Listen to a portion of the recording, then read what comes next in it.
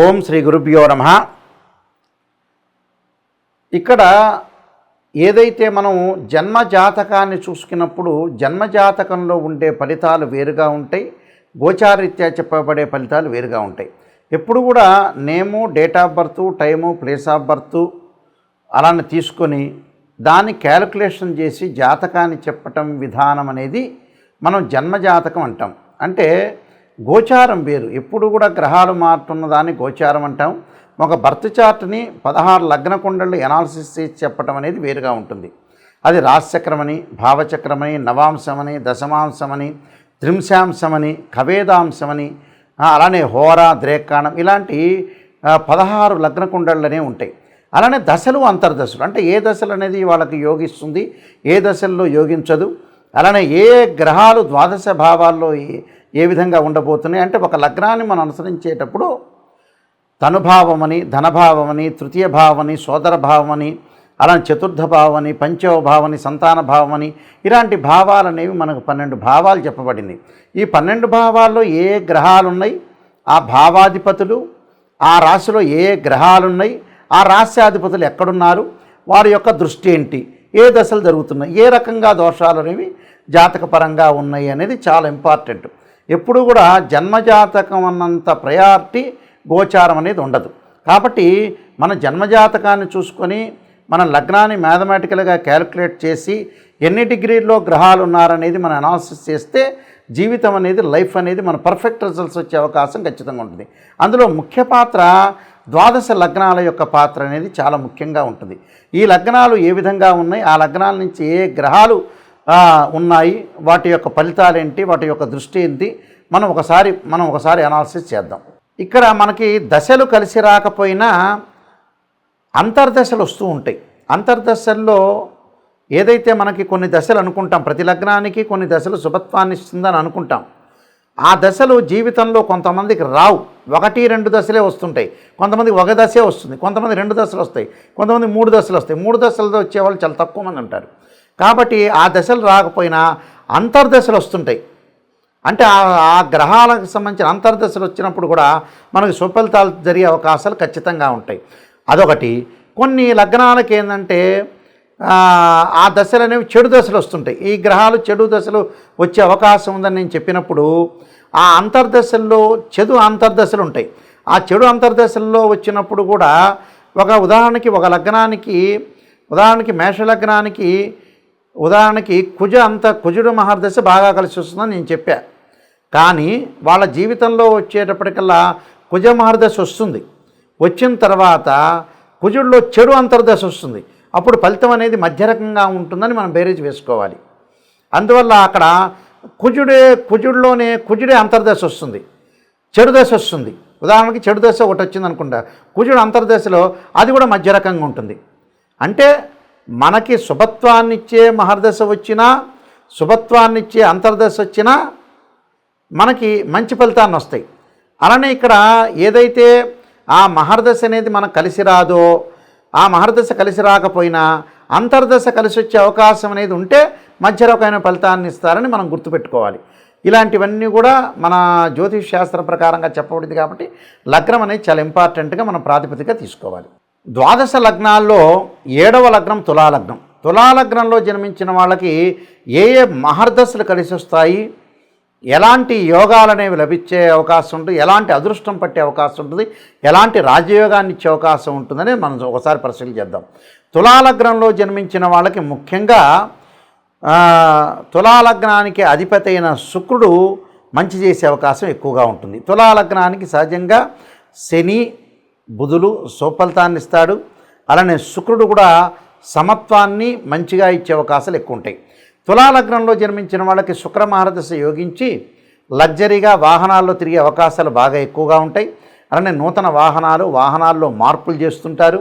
అలానే వివాహ శుభ కార్యక్రమాల్లో పాల్గొనటం, మంచి భార్య లభించే అవకాశం ఉంటుంది. మంచి సుసంపన్నమైన కుటుంబం నుంచి వధువు కానీ, మంచి సుసంపన్నమైన కుటుంబం నుంచి వరుడు కానీ లభించే అవకాశం ఉంటుంది.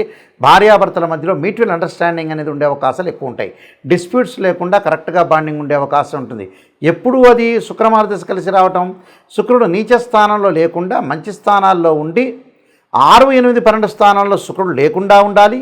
శుక్రుడు రాహుతో కానీ కేతువుతో కానీ కుజుడితో కానీ శనితో కానీ కంజంక్షన్ కాకూడదు. శుక్రుడు రాహు నక్షత్రాలు, కేతు నక్షత్రాలు, శని నక్షత్రాలు, కుజ నక్షత్రాల్లో లేకపోతే శుక్ర మహర్దశ అనేది ఖచ్చితంగా యోగిస్తుంది. అనుకూలమైన ఫలితాలు వచ్చే అవకాశం ఖచ్చితంగా ఉంటుంది. అక్కడ తులాలగ్నం నుంచి తులా, వృశ్చికము, ధనస్సు, మకరము, కుంభం శని మహర్దశ కూడా బాగా యోగించే అవకాశం ఎక్కువ ఉంటుంది. ఆయు ప్రమాణం బాగా ఎక్కువగా ఉంటుంది. అనుకున్న పనులలో సక్సెస్ జీవితంలో సాధించే అవకాశం ఉంటుంది. అనుభవాన్ని సంపాదించే అవకాశం ఎక్కువగా ఉంటుంది. ఐరన్ బిజినెస్సు, శనికి సంబంధించిన ఆయిల్ బిజినెస్సు, ఐరను ఆయిల్ సంబంధించిన బిజినెస్లు, వ్యాపారాలు బాగా కలిసి వచ్చే అవకాశం ఉంటుంది. ఉద్యోగంలో కూడా క్లర్కల్ గ్రేడ్ పోస్టులకి చాలా ఎక్కువగా వీళ్ళకి జీతం వచ్చే అవకాశాలు ఎక్కువ ఉంటాయి. అంటే చిన్న ఉద్యోగాలకు ఎక్కువగా ప్రయారిటీ ఇస్తారు. చిన్న ఉద్యోగాల్లోనే వీళ్ళు డెవలప్మెంట్ అయ్యే అవకాశాలు ఎక్కువ ఉంటాయి. తదుపరి ఏ దశ కలిసి వస్తుంది వీళ్ళకంటే బుధ మహర్దశ బాగా కలిసి వచ్చే అవకాశాలు ఎక్కువ ఉంటాయి. బుధ మహర్దశలో వ్యాపార రంగంలో, వాణిజ్య రంగంలో ఏదో కొత్త నూతన ప్రణాళికలతోటి రకరకాల ప్రణాళికలు వేసుకొని జీవితాన్ని ఒక ప్లాన్ చేయాలనే ఒక ఉద్దేశంతో ముందుకు వెళ్ళే అవకాశాలు ఖచ్చితంగా ఉంటాయి. బుధుడు యోగించే అవకాశం ఖచ్చితంగా ఉంది. బుద్ధి కూడా ఎప్పుడప్పుడు డెవలప్మెంట్ చెందే అవకాశాలు కూడా బాగా ఎక్కువ ఉంటాయి. అలానే చంద్రుడు కూడా రాజయోగ కారకుడు. వీళ్ళకి మనోబలం ఎక్కువగా ఉంటుంది. మానసికంగా ధైర్యాన్ని పెంచుకుంటారు. చేయాలని పనుకున్నది లేటుగా కాకుండా పర్ఫెక్ట్గా చేసే అవకాశాలు ఖచ్చితంగా ఉంటాయి. అయితే ఇక్కడ ఈ లగ్నానికి ఏంటంటే ద్వితీయాధిపతి అయిన కుజుడు, అలానే ఇక్కడ ద్వితీయాధిపతి కుజుడు అయ్యాడు, మారకుడు అయ్యే అవకాశాలు ఎక్కువగా ఉంటాయి. అంటే మారకత్వం అంటే కొద్దిగా ఆరోగ్యపరంగా ఇబ్బందులు లేకుండా కుజుడు బాగలేడు కాబట్టి ఆరోగ్యము, వాహన ప్రమాదాలు, ఎవరితో గొడవలు కానీ, కోర్టు సమస్యలు కానీ, పోలీస్ స్టేషన్కి వెళ్ళటం కానీ ఇలాంటివి జరగకుండా చూసుకోవడం చాలా ఇంపార్టెంట్ ఇక్కడ. ఎందుకంటే ఇక్కడ ద్వితీయాధిపతి అయ్యాడు, ఇక్కడ అష్టమాధిపతి కూడా అయ్యాడు కాబట్టి ఆరోగ్యాన్ని మనం జాగ్రత్త ఉండాలి. కుజదోషం ఉందా లేదా చూసుకోవాలి. వాళ్ళ నక్షత్రాన్ని అనుసరించాలి. కుజ మహర్దశ కలిసి రాదంటే కొంత జాగ్రత్తగా ఉండాలి. కుజుడు నీచ స్థానంలో ఉంటే మరింత కలిసి రాదు. కొంత ఉచ్చ స్థానంలో ఉంటే కనీసం 30% అయినా కలిసి వచ్చే అవకాశం ఒకటి ఉంటుంది. అలానే గురువు సంబంధించిన విషయాల్లో కొంత మారక లక్షణం ఉండే అవకాశం ఉంటుంది. తులాలగ్నానికి రవి లాభాధిపతి పాపవుతాడు. చంద్రుడు దశమాధిపతి శుభుడయ్యాడు. కుజుడు ద్వితీయ సప్తమాధిపతి, ఇక్కడ ఉభయ మారక స్థానాధిపతి కావటం వల్ల మారకుడు అవుతాడు. కుజుడు విషయంలో కుజమార దశలో ఆరోగ్యాన్ని చాలా జాగ్రత్త ఉండాలి. వాహన ప్రమాదాలు జరగకుండా చూసుకోవాలి. అలానే ఇక్కడ ఈ ముఖ్యంగా మిగతావి మనం చూసుకునేటట్లయితే చాలా జాగ్రత్తగా ఉండాలి. శుక్రుడు అష్టమాధిపతి పాపయ్యాడు కాబట్టి శుక్రమార దశలో ఇక్కడ శుక్రమార దశలో కొంత జాగ్రత్తగా ఉండాలి. ఎందుకంటే రవి, కుజుడు, గురువు పాపులు. శుక్రుడు వచ్చేటప్పటికల్లా, ఈ లగ్నానికి వచ్చేటప్పటికల్లా చాలామంది కూడా అనుకుంటారు అష్టమాధిపతి పాపయ్యాడు, కానీ లగ్నాధిపతి కావటం వల్ల శుభుడయ్యాడు కాబట్టి శుక్రమార దశ బాగా కలిసి వస్తుంది.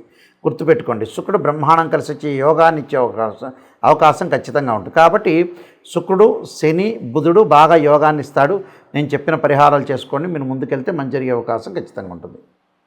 మన జాతకంలో ఎప్పుడూ కూడా ఉద్యోగ ప్రయత్నాల్లో కానీ, గవర్నమెంట్ ఉద్యోగం కానీ, ప్రైవేట్ ఉద్యోగం కానీ, మన లైఫ్లో స్టార్డమ్, అదృష్టం కలగాలంటే ఏంటంటే రవి బాగుండాలి. రవి బాగలేదు అని అనుకోండి, సూర్య నమస్కారాలు, సూర్యుడి యొక్క ఆరాధన, అలానే సూర్య హోమము, అలానే సౌర పాశుపతాస్త్ర రుద్రాభిషేకం చేయాలి. అంటే సూర్యుడు ఆరోగ్యాన్ని, ఉద్యోగాన్ని, అదృష్టాన్ని, రాజయోగాన్ని ఇచ్చేవాడు సూర్యుడు. కాబట్టి సూర్యుడు మన జాతకంలో నీచబడినా, అలానే మనకి ఉచ్చస్థానంలో లేకుండా నీచబడితే ఏదైతే మనకి ఆ రవి వల్ల ఎలాంటి ఫలితాలు జరగబోతున్నాయో మనం చూసుకుని రవి యొక్క దోషాన్ని పరిహారం చేయాలి. అలానే చంద్రుడు మనోకారకుడు అంటాం మనం. ఆ చంద్రుడు మానసికంగా ఆందోళన తీసుకొచ్చేవాడు. అలానే నీటి మీద, అలానే సముద్రాల మీద, నదుల మీద ప్రమాదాన్ని, సైకలాజికల్గా మెంటల్లీ డిజార్డర్ తీసుకొచ్చేవాడు చంద్రుడు. ఆ చంద్రుడి యొక్క దోషాన్ని తొలగించుకోవాలంటే చంద్రుడి యొక్క జపం చేసుకోవటం కానీ, అలానే చంద్రుడికి సంబంధించిన వివిధ పద్ధతులు, వివిధ రెమెడీస్ చేసుకోవటం వల్ల మనకు మానసికంగా ఉత్సాహం అనేది కలిగే అవకాశం ఎక్కువ ఉంటుంది. అంటే మెంటలీ డిజార్డర్ లేకుండా. అలానే కుజుడు ప్రమాదాన్ని చేసేవాడు. కోర్టు సమస్యలు, అన్నదమ్ముల మధ్యలో గొడవలు, అలానే మెడికల్ కంపెనీలు, రియల్ ఎస్టేటు, అలానే భూములు, అపార్ట్మెంట్లు, ఇళ్ళు, ఇవన్నీ కూడా తెలిపేవాడు ఎవరంటే అంగారకుడు. ప్రమాదాలను తెలిపేవాడు కూడా అంగారకుడే. దానికి అంగారకుడు నీచ స్థానంలో ఉన్న, అంగారకుడు బాగలేకపోయినా, కుజదోషం ఉన్నా దానికి ఖచ్చితంగా అంగారక పాశుపతాస రుద్రాభిషేకం లాంటివి, కుజ జపం లాంటివి, అంగారక హోమాలు లాంటివి చేసుకోవటం మంచిది. అలానే బుధుడు, బుద్ధికారకుడు బుధుడు. బుధుడు నీచబడ్డా అలానే మేధస్సునిచ్చేవాడు, అలానే ప్రణాళికాబద్ధంగా వెళ్ళేవాడు, అలానే ప్రణాళికాబద్ధంగా మనం వెళ్ళలేని స్థితిలో ఆలస్యం జరుగుతున్న పనులల్లో ఫైనాన్షియల్ పరంగా కానీ విద్య పరంగా కానీ అనుకూలంగా లేకపోతే బుధుడి యొక్క దోషాన్ని మనం పరిహారం చేసుకొని ముందుకు వెళ్ళాలి. అలానే గురువు అంటే విద్యాకారకుడు, ధనకారకుడు, యోగాన్ని ఇచ్చేవాడు, అదృష్టాన్ని ఇచ్చేవాడు గురువు.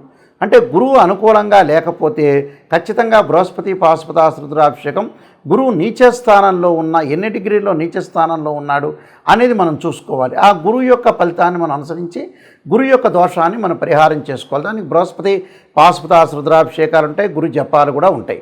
ఖచ్చితంగా రెమెడీ అనేవి ఖచ్చితంగా చేసుకొని ముందుకు వెళ్ళాలి. వివాహకారకుడు అంటే కళత్రకారకుడు, అలానే లగ్జరీని ఇచ్చేవాడు, సుఖాన్ని సౌఖ్యాన్ని భోగాన్ని ఇచ్చేవాడు, వివాహం జరిపించేవాడు శుక్రుడు. శుక్రదోషం ఉంటుంది కొన్ని జాతకాల్లో, అంటే శుక్రదశ కలిసి రాని వాళ్ళు ఉంటారు. నేను చెప్పిన రవిదశ, అలానే చంద్రుడు, కుజుడు, బుధుడు, గురువు, ఈ శుక్రదశలు అంతర్దశలు బాగలేని వ్యక్తులు కూడా శుక్రుడు వివాహం కాబట్టేదో ఆలస్యం అవుతుంది, దగ్గరికి వచ్చినట్టు వచ్చిపోతుంది, ఏది కూడా మనం పనులు చేయలేకపోతున్నాం, వాహనాలు కొనుగోలు చేయలేకపోతున్నాం అనే వ్యక్తులందరూ కూడా భృగు పాశుపతాస రుద్రాభిషేకం లాంటివి చక్కగా జాతకాన్ని చూపించుకొని జాతకంలో అసలు నిజంగా దోషం ఉందా లేదా తెలుసుకొని ముందుకు వెళ్ళటం అనేది చాలా మంచిది. శని ఆయుక్కారకుడు అంటే శని మహర్దశ కలిసి వస్తుందా లేదా, ఆ లగ్నానికి శని బాగలేడా, శని నీచ స్థానంలో ఉన్నాడా మనం తెలుసుకోవాలి. శని ఆయుష్ ఇచ్చేవాడు శని. ఆరోగ్యపరంగా అనారోగ్యం చేసేది, ఆరోగ్యపరంగా ఇబ్బందులు కలిగించేవాడు కూడా శనే.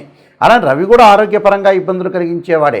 అలానే కుజుడు ప్రమాదాలను కలిగించేవాడు. కాబట్టి శని యొక్క దోషం పోవటానికి శని జపము, శనికి సంబంధించిన హోమము, అలానే తైలాభిషేకం లాంటి వివిధ పద్ధతులు చాలా ఉన్నాయి. ఆ శని యొక్క దోషం తొలగించుకోవటం చాలా మంచిది. అలానే రాహు అంటే విదేశాలకు వెళ్ళటం, జీవితంలో మాయగా ఉండటం, జీవితంలో ఏది కూడా అనర్థాలకు దారితీసే అవకాశాలు, దగ్గరకు వచ్చినట్టు వచ్చి పనులు లేటుగా జరగడానికి రాహువు సంబంధించినవి కూడా సర్పసూక్త పాశుపతాస రుద్రాభిషేకం లాంటివి చేసుకోవాలి. రాహు మార్గదశ కలిసి వస్తుందా లేదా కూడా చూసుకోవాలి. అలానే కేతు, జ్ఞానకారకుడు కేతు అంటాడు. ఆ కేతువు మంచి స్థానంలో లేకపోయినా, రాహుకేతు నీచ స్థితిలో ఉన్న సర్పదోషాలు, కాలసర్పదోషాలు ఉన్నా కూడా ఆ కేతు యొక్క దోషాన్ని పరిహారం చేసుకోవడానికి గణపతి యొక్క ఆరాధన చాలా ముఖ్యమైనది. కాబట్టి ఆ కేతు మహర్దశ కలిసి వస్తుందా లేదా కూడా చూసుకోవాలి. ఇవన్నీ కూడా జన్మజాతకాన్ని బట్టి, ద్వాదశ భావాలను బట్టి, రాశ్యాధిపతులను బట్టి నిజాన్ని తెలుసుకొని మనం ముందుకు వెళితే దాని యొక్క పరిహారాలు, ప్రతి పరిహారానికి కూడా ఖచ్చితంగా ఒక జీవితంలో ప్రాబ్లమ్స్ ఉందంటే ఖచ్చితంగా పరిహారం చేసుకుంటే చాలా మంచి జరిగే అవకాశం ఉంటుంది. నెగిటివ్లో ఉంటేనే మనం పాజిటివ్ వస్తే మనకు మంచి జరిగే అవకాశాలు ఖచ్చితంగా ఉంటాయి. వీళ్ళందరికీ కూడా సుఫలితాలు జరగాలని ఆశిస్తూ సర్వే జనా సుఖినో భవంతు.